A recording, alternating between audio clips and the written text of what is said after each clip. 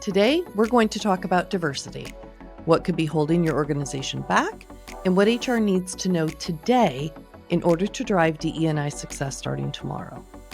Diversity hiring and DE&I initiatives are proving to be more difficult to implement and to leverage in most organizations. So we've asked a diversity expert to weigh in.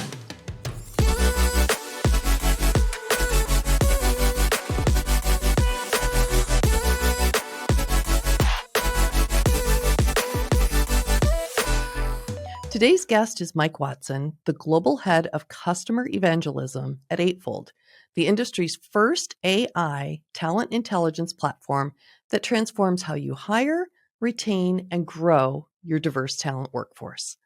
Mike has spent over 20 years in HR, ascending throughout his career in the global talent acquisition space. He is also an author of a book titled Career AI, Navigating the Job Market in the Age of Artificial Intelligence, your guide to landing your dream job in the age of AI, which is free on Amazon Kindle. And I just saw it was rated #1 in Amazon's new releases in the job interviewing category. Mike, welcome to Voices of HR and congratulations on the success of your book. Thank you so much. It seems a little surreal, to be honest with you. I never thought that I would be an author, let alone get a notification from Amazon that it was trending #1 in that category. So I'm very, very blessed, and it's a pleasure to join you today. Thank you. Of course. Well, it's a very popular topic, and hopefully you can weave some of that content into our conversation today. But today we're going to touch on diversity. And diversity is such an exciting topic because we all need to better understand really what is holding our companies back from creating these diverse, high-performing organizations that are needed to remain competitive in today's marketplace. So here's where I become maybe a little concerned for all of us, is that the initial commitment and efficacy of DE&I has really been around for at least 30 years. I remember starting my first job, and the company was really at the forefront of the movement. All of my managers were women, and there was one assistant manager that was a male. And today, in 2023, that same company has balance at the top of their organization, as well as ethnic diversity. But it has taken them decades to achieve this really pinnacle of success. And in thinking back, they were determined and they had a plan, and they still have a plan with the board's support. So if a company wants to start or advance their diversity initiatives, what are some important considerations that they need to think about to make it unique and successful for them? Or should they approach just like every other company in the same way? And what about those companies who maybe need to play catch up to the company that I just described who's been at this for 30 years? What are your thoughts?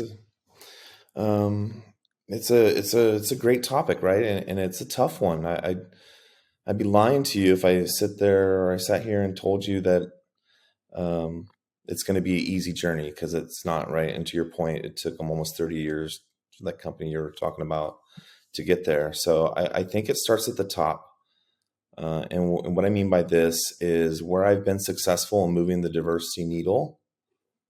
It started with the top. It started with the CEO. It started with the board of directors. It started with my CHRO, right? It started with kind of a symphony of voices that were all in alignment, right? And that wanted to do something about it, right? And I think for me, I grew up in the San Francisco Bay Area, which is a very, very diverse place.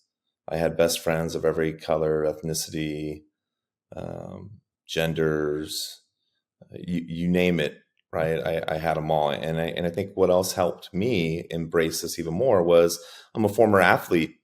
So when you play on sports teams growing up, right, you have a bunch of different individuals on there. And it's that mix that really helps form a great team, right? Getting to know each other, getting to know different cultures, going to your buddy's house and having dinner over there and trying foods and being exposed to things you've never been exposed to. So, from a very early stage, diversity was just in my culture. So I think with that being said, it really starts at the top, I've said this 1,000 times. You can have the best intentions, Mhm. but if you're in an organization that just doesn't want to change, or that it's not resonating at the top, it's going to be really hard to move that needle. So, some of the ways that you can do this, right? And the example I use is, I was a director of TA at Gigamon, which is a small cybersecurity company. And one of the things I noticed, and this is where AI helped, was, well, AI didn't help me notice that we were primarily male and it was white males and Indian males. My eyeballs helped me with that, right? But once I looked at some of the data that the AI was providing for me, I could see where some of those underrepresented folks were dropping off in the funnel.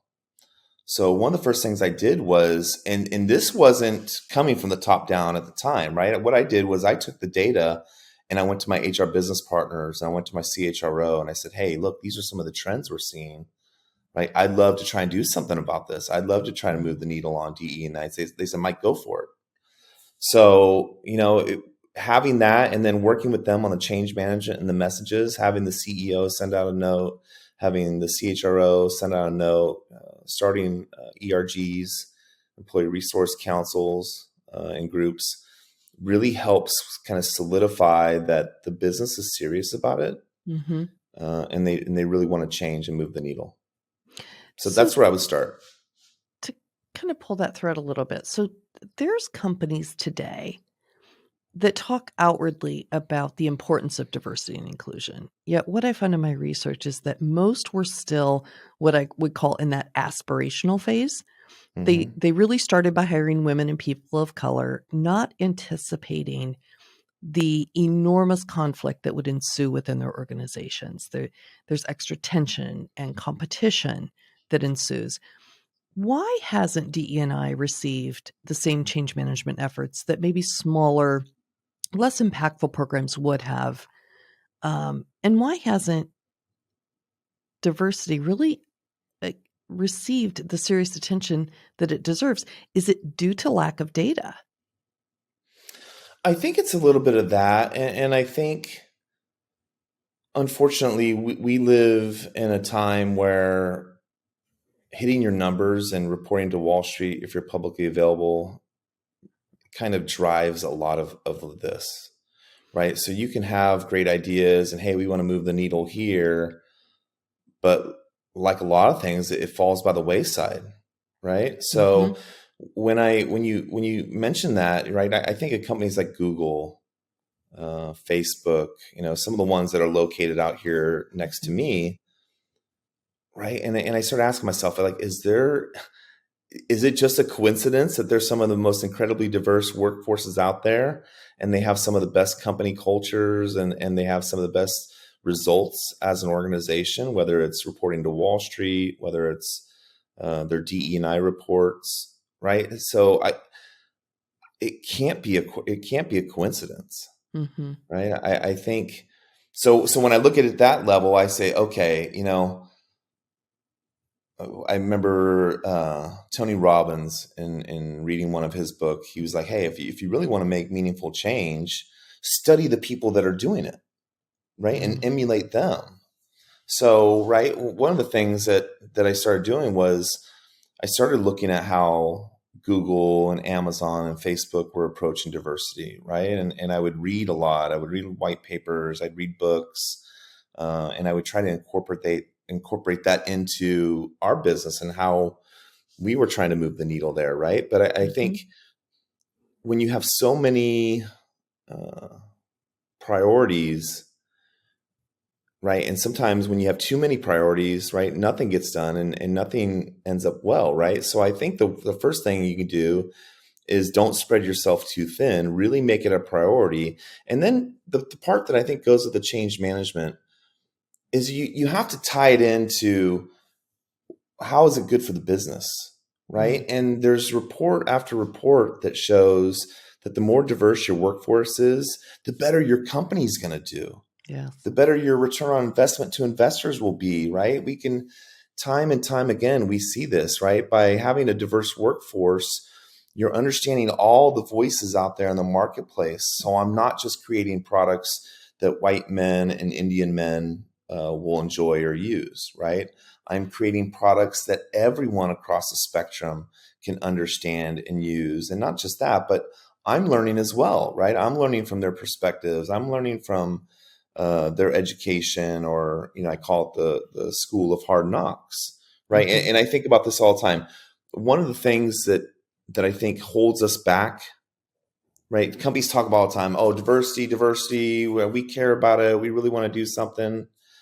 But I look at their job postings and it says bachelor's required. Mm. And I think that is probably the number one thing folks can do today to really increase their DE&I pipeline of talent, is to get rid of those educational requirements where they're not necessary. Now, look, if I'm going in for brain surgery, yes, I do want to go to a doctor that's been to a medical school that You has a want a few certificate. Yes, certifications there. Yeah. yes. Yeah. But I come from recruiting. There was no class in college that taught me how to recruit, right? There was no Right. class. There's just now, I think Cornell has a fantastic HR courses you can Mhm. take in a program. I think there's a few others that are starting to come up. But, when I graduated school in the late 90s, there was nothing like that, right? So, I think about this all the time. When I'm hiring a recruiter, I could care less what their educational background is, Mhm. right? Can you talk? Can you sell yourself? Are you not afraid to pick up the phone?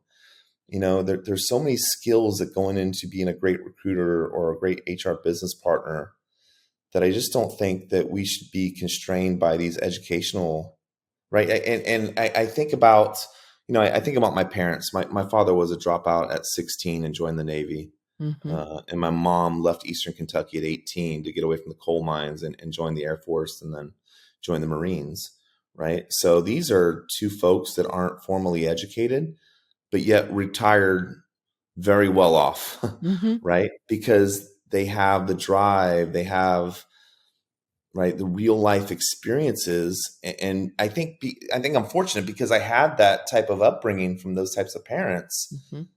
that this is why it's so important to me, right? Not just from a racial standpoint or ethnicity, right? To me, diversity covers many different spans, right? Diversity of education, diversity of schooling, diversity of thought. Of course, gender and race, and those are equally important too. But it doesn't just stop with those two, right? It covers a whole gamut of things that we need to consider. Yeah, so let's talk about that. So you told a story, we were talking earlier, about how you visited this large organization, which had a reputation of being the best places to work. And I think a lot of individuals give a lot of credibility to the best places to work list. What was the reason for your visit? And can you tell us a little bit about how it went? Yeah, so I've been fortunate to work for a few of those companies that have made that list in the past, Mhm. right? And some of my key takeaways from visiting those folks and working for those folks is you have to employ people that care, right? You can have the best systems in the world. You can have the CEO and the CHRO wanting to push it, but if it doesn't trickle down to the individual level and the hiring manager level and the business partner and recruiter level, you're never going to make meaningful change, right? So Mhm. it has to be, and that's the one thing I noticed, that I would hear the same message from the CHRO or the CEO as I would hear from the recruiting coordinator Mm. or the HR business generalist or an individual contributor on the team, right? And I noticed that a lot of these, what I call higher functioning companies, right? They didn't stop there, right? They really encouraged their employees to create these employee resource groups, whether it was Black talent, whether it was Latinas in engineering. I could go on, but they really encouraged their folks, and they not just encouraged them, they gave them budgets, right? They gave them some wiggle room to operate, and they let them use the facilities to have their meetings, and where they invite people from outside the organization to come in and hear about their message too. So that was really profound when you go to an organization or you work for an organization like that, and you're hearing the same message consistently across the board. I think that was the biggest takeaway in spending my time in studying those companies. So continuity from the top down. 100%. 100%. Right. And look, I'm not going to say who it was, but I've also worked for those companies where they didn't put a premium on it. Mm, Right. Where they just said, hey, if it happens, it happens. If it mm, doesn't, it doesn't. I didn't stay at those companies for too long. Right. And one of the things I would share with the folks here is you have to align yourself with the types of organizations that you want to be a part of. Right. hmm I say this all the time. Like I used to say this to my recruiting teams. We recruit people the way we want to be recruited. Right. We want to recruit people and get back to them and give them clear communication and have empathy and all those things that go into being a great recruiter. Well, it's the same way when you're choosing where you want to work, right? And I'll be honest with you, like early on in my career, there was times, right, when I had a wife and two kids, and I was like, okay, I'm gonna take this position. I see what Glassdoor is telling me, or even prior to Glassdoor, you kind of see what's going on, but you're like, hey, I need to make a paycheck. I'm gonna go in here and I'm gonna see if I can make it work. Those are tough situations, right? So you really have to be diligent when you're studying organizations and mapping out your career moves externally as a job seeker, or when you're in the inside, is this filling up your emotional fuel tank? Are you really kind of doing the work that you're meant to do? Right? I really do believe at this point in my career, this is what I was meant to do. I was meant to help people move needles, really kind of level a playing field for everyone, and it's part of the reason I've written books now. It's part of the reason I love working for Eightfold is we're really trying to use artificial intelligence to level that playing field. Yeah, because we do need people like you. We do need people like you who want to progress diversity within organizations. Because I think one of the tall tale signs for me is whether a company is truly committed to diversity is that you read their page and you read their marketing material, maybe their website, and how they talk about diversity. And then I want you to go check out and see who is actually sitting in the C-suite, who's actually sitting on the boards, and is there a difference between the two? Yep. Yep. Because a lot of companies say they want diversity, but they really aren't behind it. And you made an interesting point when we were talking earlier about the definition of diversity, and that maybe some companies really create kind of the superficial definition of Mhm. diversity. So when you think about diversity, it's easy to say, let's hire all women or let's hire all people of color. I think that's the easy answer, right? That's the check the box. And it will bring in individuals with different perspectives and experiences and tendencies and continuity of talents to some degree. But isn't there also a greater definition, an expanded definition of diversity that also includes maybe geographic diversity, Yes. socioeconomic diversity, educational diversity? And what's the importance of diversity of perspective from a variety of different individuals versus maybe just gender or just racial diversity? So how do you define diversity for these organizations? So that's a great question, right? There's two parts there. And I'll use the example of one of our current customers. They're an HR services company. 70% of their workforce is female. Hmm. So they don't have an issue hiring women, right? They don't Right. have they don't have an issue with racial diversity, right? What they've come to us and says like, hey, we want to try and hire more males into the HR services organization, That's great. right? That's great. So, I think it just comes down to your individual organization, right? And being honest with yourself about who you are, what you've been in the past, and where you're trying to go, right? So that's the first piece. The second one reminds me of when I went to this was back when Google first started. 2000, well, not first started, but 2001, 2002. There was an HR seminar there that I went to. My boss at the time invited me to go, so I went. And they were talking about diversity, and I said to him, I said, "This all sounds great, Google." And not meaning to call you out, Google. Like, I have a lot of great friends there, and I think they have since changed this. But early on, they hired exclusively out of Stanford and Cal Berkeley and the Carnegie Mm, Mellons of the world, right? And these really high tiered schools and institutions, mm-hmm, right? And I said to him, I said, "This all sounds great, but you would never look at someone like me because I went to a school called Fresno State. mm-hmm, It's a Cal State school. It's a commuter school. It's you didn't need real great grades to get in there, right? I didn't have to. Had started my own company as a kid and done a bunch of extra work, right, to get in there, right? And when I said that, you would have thought that I called the baby ugly, right? But it was a few years after that that they came out and admitted, like, hey, just because we hire from these top tier schools, mm-hmm, right, we're still having to lay some people off. We're still having performance issues. Like, just because you have a degree from this institution doesn't mean mm-hmm, success, mm-hmm, right? And to me, I just sat back and I was like, that's exactly my point.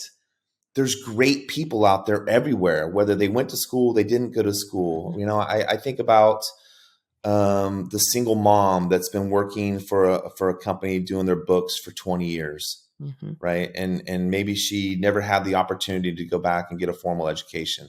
Are you telling me that she can't work in a corporate finance job, right? Right. Running AR or AP or some type of financial function, and the only thing that's holding her back, once again, are those educational requirements? Mm-hmm, It's just ridiculous. So, I think you have to start with, what are we trying to move the needle on? Am I an HR services company and I'm trying to hire more male because we're 70% female? mm-hmm, Or am I a manufacturing company that has 85% male and we need to diversify our workforce with more females? Or, am I primarily a white and Indian male run organization? And do I need to add some more underrepresented folks to our team to even it out, right? Bring in more of those voices. I think that's where it starts, is just being honest with where you're at, and then saying, okay, what do I want to do? How do I want to move the needle, right? Once again, when I was at that company Gigamon, I moved the needle across the board. I hired, the percentages of Black African Americans was up, Latinos was up, women was up, and veterans, which was important to me mm, with my parents' absolutely. background. That was also important as well. And I moved the needle on all four of those within a year. But I was very, very intentional about it, right?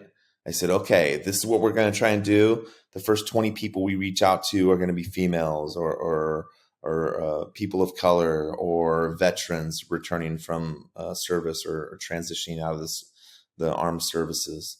So being intentional with your actions, right? And to your point earlier, my dad would say it to me all the time, son, talk is cheap.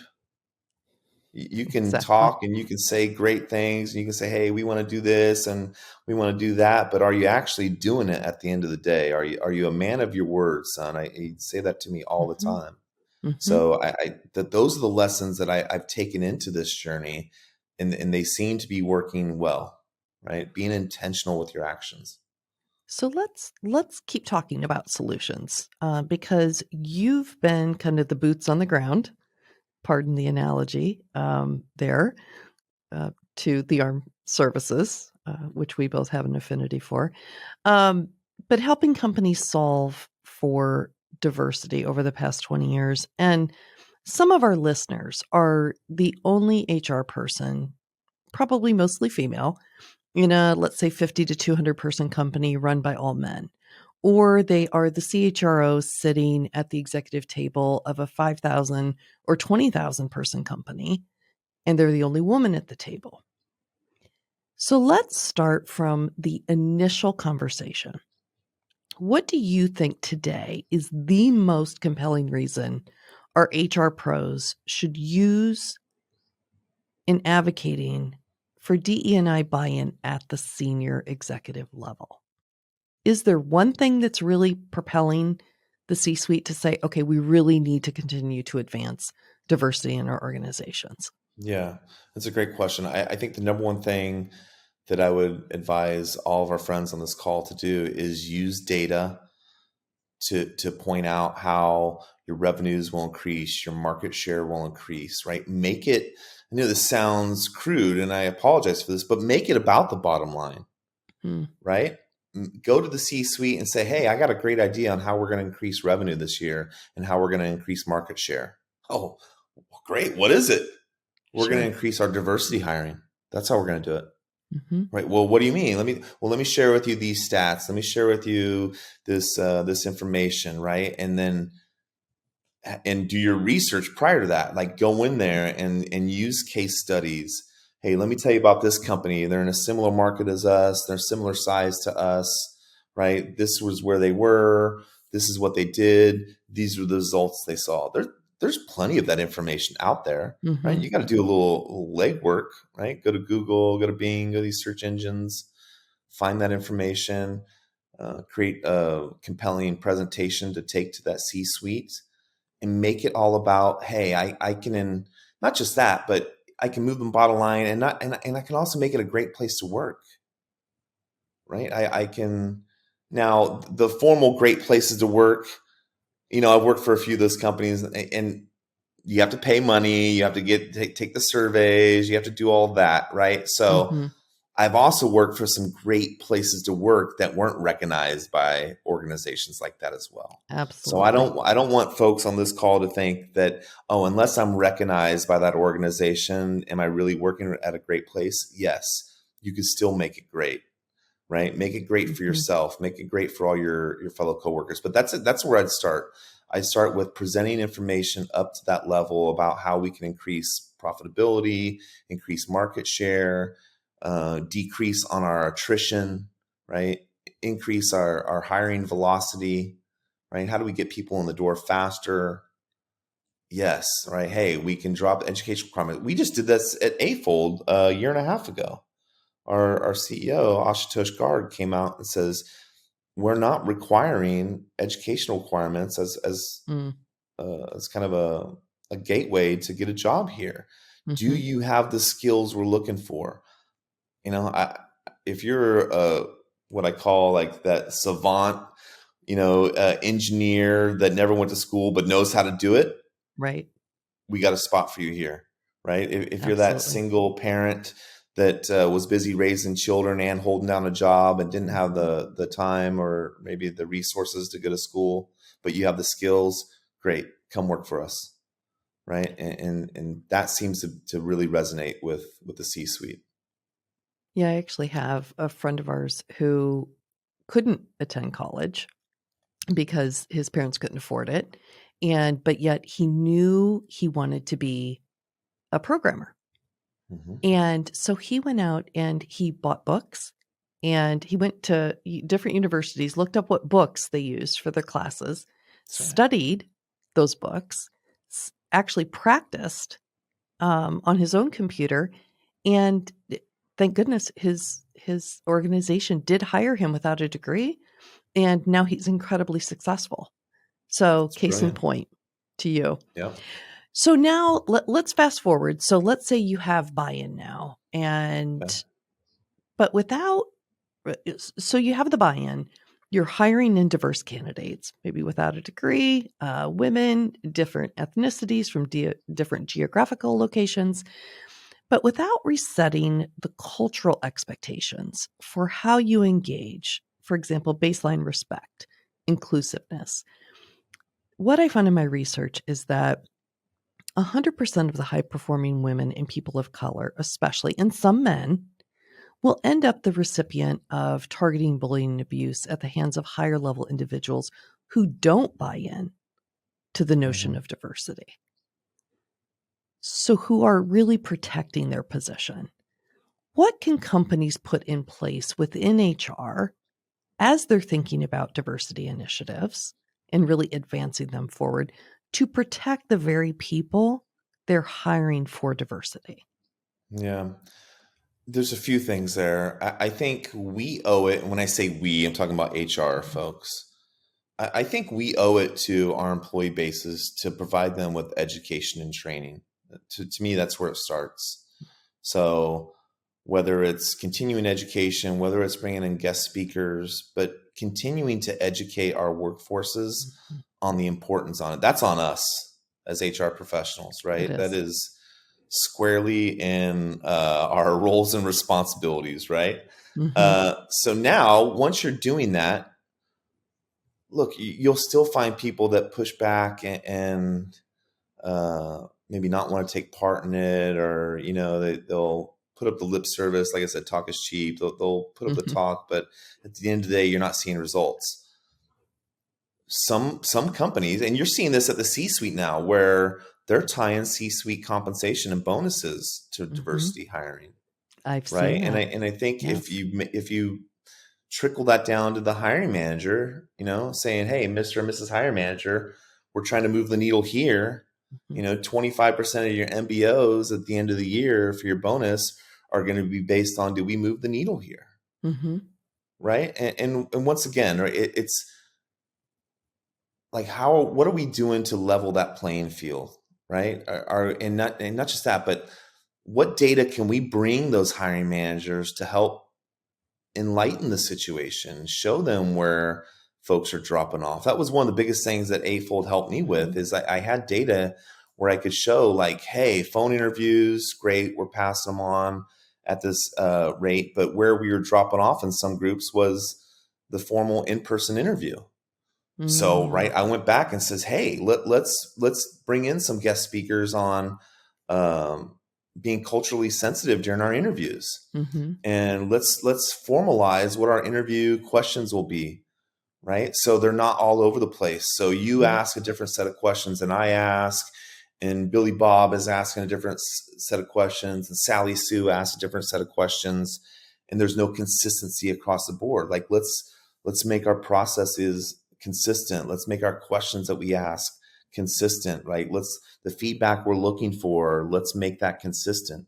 And when we do that, right, then now we're starting to make a dent, right? I also, and look, I'm a sports fan, and the NFL, I don't think is still getting this right. But one of the things that I kind of took away from the NFL was this thing they called the Rooney Rule, where one of your three finalists had to be an underrepresented individual.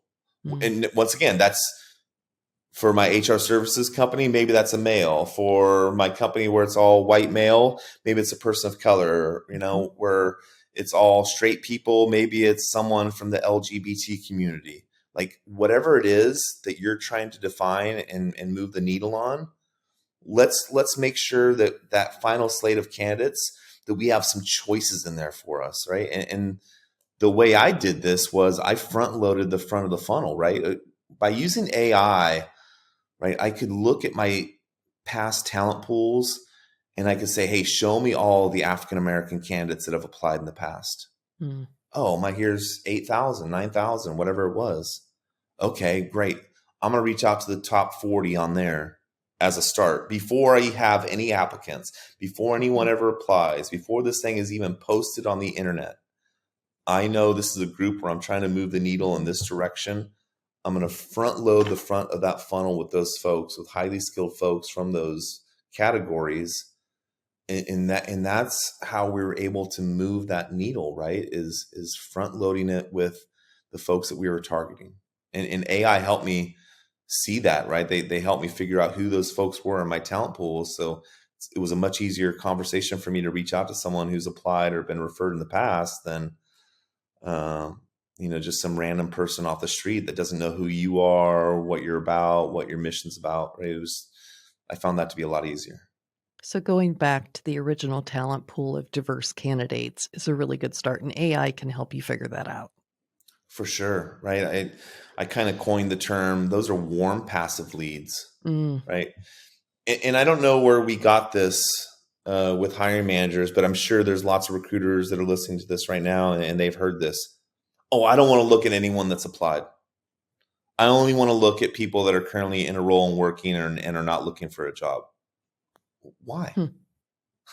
There's plenty of great people that apply for a job, right? Mm-hmm. You're telling me that everyone that's been affected with recent layoffs and rifts, that there's not great people out there? Mm-hmm. Hogwash. I know these people. There's some amazing talent out there that just got caught up in these reduction in forces, and they're great talent. Why shouldn't they be given every opportunity Mm-hmm. to interview for these roles? And why do we think that only the best talent is currently working? I think that's a myth. So, that's when I kind of came up and I coined this term. And I remember having this conversation with hiring managers when I first implemented AI, right? Well, Mike, I want passive talent. I said, okay, no problem. I said, would you rather have warm passive talent or cold passive talent? They're like, well, what's the difference? Warm passive talent are folks that know who we are. They know the mission we're on. They know what our Mm-hmm. company does. They know that we're the Mm-hmm. market leaders. And a cold passive talent, that's someone who doesn't know who we are, doesn't know what our company does. It doesn't know that we're the industry leaders or right, we're advancing technology or services in this area. They know nothing about us. If we're really trying to fill this position as fast as we can with great people, we need to be targeting the warm passive talent of folks that have either applied to us in the past, have been referred in. Because think about this, on average, before someone applies to your job, they've interacted with you 7 or 8 different times on your website, on your blogs, on your YouTube channel, right? They know who you are, right? The reason they're applying to you is not just because they match, 24 of the 36 bullet points you have on your job description, right? It's they see what you're doing in the community. They see what you're doing from a philanthropic standpoint.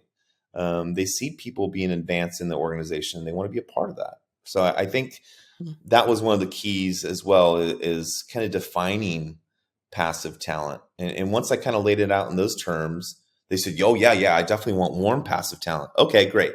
I'm going to tap into folks that have applied in the past. Because once again, just because you applied 3 years ago doesn't mean you're not gainfully employed now. Right. Well, So and in many circumstances ways, change. The business that's right. changes. That's right. Yeah. Right. And just because I rejected someone 3 years ago because they needed one more year of experience, well, here we are. Hello. Right. We're 3 years down the road. They have that experience that we're now looking for and then some. Let's reach out to them and see if maybe the timing is right. Well, that's where AI can open the possibilities to a greater degree to those Yeah. warm leads, right? That's right. Right. The way that our works is it looks at your talent pool. It goes out and finds what they've been doing since the last time you contacted them, updates their information, and then matches them to your open jobs. And that's what you serve up to the client. That's right. That's right. Right. So, and that's how not only did I increase diversity hiring across the board, I also shaved 11 days off my days to hire. Right. Wow. And think about this. When we talk about recruiting, I know this isn't it's HR topic, but specific to recruiting, Mm-hmm. what I say is even the best recruiter, as fast as I could fill someone, is about 6 weeks. Right. I need to talk to you. I need to understand your requirements, what's going on. Then I need a couple weeks to recruit. Once I have that slate of candidates, then we're going to need a couple weeks to schedule interviews and get everyone through the process. And then best case scenario, a lot of times they need to give a 2-week notice. Mm-hmm.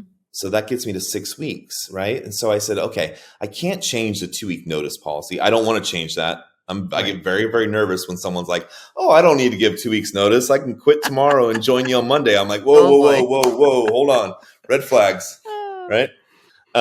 So I was like, and a lot of times I can't do anything about the interview scheduling. I mean, we can help, right? We have some automated interview scheduling that helps get it done faster, but schedules are schedules and people are working and have families and people travel. So, right, the only area that I could see I could really impact was that 2 weeks of sourcing time, right? And if I could find people faster, and literally I was able to find them when we have what we call our intake meetings, and I'm meeting with the hiring manager for the first time. I'm saying, okay, Berta, I understand what you're looking for. Hey, before I leave and go back to my desk and start recruiting on this, let me share with you these top 20 profiles of women that have applied in the past. Let me share with you these top 20 profiles of BIPOC folks that have applied in the past or been referred in the past. Oh, yeah, those look great. Can you reach out to them today? No problem. Mm. So I literally would start reaching out to folks before I walked out of that meeting for the first time. And many times by the time I got back to my desk, this is back pre-COVID, we went to offices and we had to walk Yes. across buildings and on campuses. And a lot of times by the time I got back to my desk, I would have 3 or 4 males sitting there saying, "Hey, I'd love to talk to you about this opportunity. This sounds great." And was able to Absolutely. move the needle very, very quickly that way. So can you think of what I would call a stellar company example that you've worked with to date that has been successful not only with DE&I, but also in retaining those individuals? Does AI help you with that as well? Yeah. So we have the talent intelligence platform. So it's not just all about recruiting. We also have a talent management side of the house as Mm, well, right? Which is primarily focused on upskilling, making sure your employees have opportunity to inside your organization, mm, right? So the worst thing we can ever hear as HR professionals is, Berta, you walk into my office, you're like, "Mike, I'm tendering my notice." And I'm mm, like, "Whoa, what's going on?" Right? I thought you loved it here. I thought you're happy. I thought you like everyone. I'm like, "I do. I just don't see a future for myself here." mhm. Right. So I think True. that's where we're able to help is we can, whether it's, and we have something we call Career Hub, where you can go in there, you can build out your skills, you can add skills that you want to learn about. We can integrate with your learning and management system and offer up courses based on where you want to go. We now have what we call a project marketplace, where instead of, let's say I need some help building an app or I need some help building out some content, instead of me going out and immediately hiring a contractor, why not offer that up to someone internally who's trying to learn some of these skills and maybe Mhm, bring some different skills to the table that I can use? So matching people to those types of opportunities, we're really starting to see a difference in attrition rates for kind of the folks that they, right, they're high performing employees, or we all have what we call unwanted attrition, right? mhm. So we're starting to move the needle on that. And the interesting thing is, some of our customers now are governments, right? State agencies. There's Oh, a few interesting. states that are using us to match people in unemployment opportunities, Oh, that's um, perfect. right? Yes. We also help out with the 110 organization, which is, the 110 organization is focused on hiring 1 million Black people into career sustaining jobs that don't have formal 4-year educations. Right. And there's a lot of Perfect. big companies out there that are saying, yeah, I want to sign up for this. Right. Well, Yes. what we're doing is we're using our AI matching technology on the back end to understand what these people have done in the past and then map them to these opportunities. So, whether it's internally, hey, this is where I want to go. Like for years, I was like, I want to Mhm. be a CHRO someday.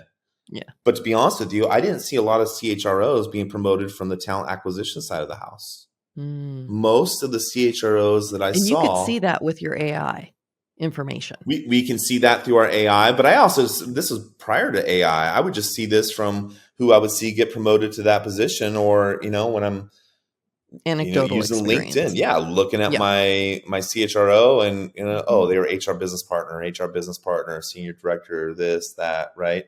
Mm. But very rarely did I see the head of talent moving into the C-suite on the HR side. So Mm. yeah, the AI helps with that a lot now, right? But It even does. before AI, I could see that was a trend, right? So I was, for years, I was like, okay, what do I got to do inside HR to get to that level, right? Mhm. To be strategic and help folks Mhm. and help our organizations overcome some of these tough challenges that we face. Yeah, it was interesting. I actually did a post on LinkedIn. The number one development opportunity that individuals who are sending in the organization want, number one is coaching. Number two is developmental opportunity. As you just said, a strategic project that will That's help right. them. And number three is training. So I think that aligns very, very well with Yeah, what you were and saying. what AI is doing now, you say, "Hey, I want to be a CHRO." It says, "Okay, Mhm. if this is where you want to go. and you could put in any title. Hey, I want to be a head of engineer. I want to be a UI engineer. I want to be accounts payable, whatever it is. Mm, Put in where you want to go. It'll say, okay, let me understand the skills you have today, understands that gap, and then it makes recommendations. Okay, this is the gap you got to bridge. When we look at the folks that are in those roles now, here's some of the other skills that they have that we don't find. Now you can say, oh, I do have that skill and add it in there. Or you can say, right. you know what? I don't have that skill. Can you recommend some courses that I can take? Oh yeah, here's some Udemy courses, or here's some courses through Coursera Hmm. or Degreed, right? And then I go and take those courses. Then when I'm done, it takes those skills and adds them back into my profile, That's right? And so then the fantastic. business is looking at that, and we have something that we use for succession planning as well to understand those Hmm. skills and those skills gaps. So we're not caught when all of a sudden someone leaves an organization and we're like, well, who has the skills to take over Right. for this person, right? And instead of immediately going out to an executive search firm, once again, you want to be a great Hmm. place to work, promote from within. Right. Absolutely. Nothing excites people more than when they see one of their colleagues that's been working their tail off Hmm. for years all of a sudden get that opportunity, as opposed to going outside. You Completely want to agree. watch great people leave your organization, look Yeah. over them in those opportunities and hire from the outside and see what happens. Completely agree. Well, you and I could chat all day long, but at the end, we have to come to a close. And at the end, we always have these things called rapid fire questions. So they're one Sure. sentence questions with one sentence response. Are you ready? I'm ready. All right. In the last 5 years, what new belief, behavior, or habit has most improved your life? I would have to say it's artificial intelligence, and it's just Mm. picking up speed now. You see what's going on with Chat GPT and OpenAI. I think this is really a game changer. You believe in what you're talking, what you're putting down. I love I it. do. What advice would you give to a smart, driven college student about to enter the real world? And what advice should they ignore? The best piece of advice I could give them is take every interview you can get. Mm, And I know this isn't a short one answer, but I'll give you an example. I remember I was talking to some college kids at one point, and this woman comes up to me and she's like, "Mike, I had an opportunity for this job, but I didn't want to waste their time. mm, I didn't, like, I knew I didn't want this job, so I didn't want to waste their time and go through this process." I said, "Well, you should have." yeah. And the reason is, like, they'll be okay. Trust me. Hmm. But what you don't want to do is you don't want to wait until you're interviewing for your career job or your dream job, and it's the first interview you've ever had, right? No one should be good at interviewing. Okay, let me Right. just put that out Right. there, right? Right. Uh, but the more you are subject to it and the more you've gone through it, right, you can walk out there and be like, oh, I should have answered this question Hmm. a little bit differently. I could have expanded here, right? And if you wait till it's your dream job to do that and you don't practice, you're doing yourself a giant disservice. And the other piece of advice to what not listen to, or listen to them and use it as fuel, are the people that say you can't do something. Mm, I Uh, agree. if you would have asked my high school class or my college class who was the least likely person to write a book, they probably would have said Mike Watson. Your name was on the top. Yeah. Oh, for sure. But look at you, number one on Amazon. Right. I didn't listen to him. Right. I believed in myself, and I said, you know what? I'm going to do this. Whether it sells one copy or a million copies, and trust me, I'm nowhere near Mhm. selling anything like that. Right. But I don't care. Right. Right. You If it have to helps kind of one have that. person, right? That's right. Yeah. That's right. If it helps That's one why you do person, it. and not just that, but you know what? Now my children are looking at me. I have a 16-year-old Mhm. and 13-year-old. Now they're looking at me like, wow, if dad can do that, I can do that.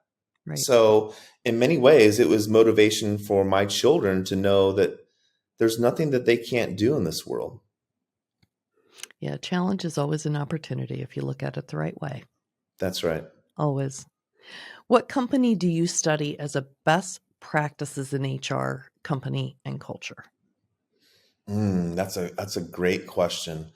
Um, Prior to joining Eightfold, I studied some of the ones that were close to us, right? I read Jack Welch's book Mm-hmm. on HR, right? That was kind of my intro to it, right? And I've studied the Googles and the Facebooks and Yahoo and the Amazons and ones like that. But I think now, right, I look at a lot of our customers. I look at a customer like Medtronic and what they're doing in their HR space, and it's amazing.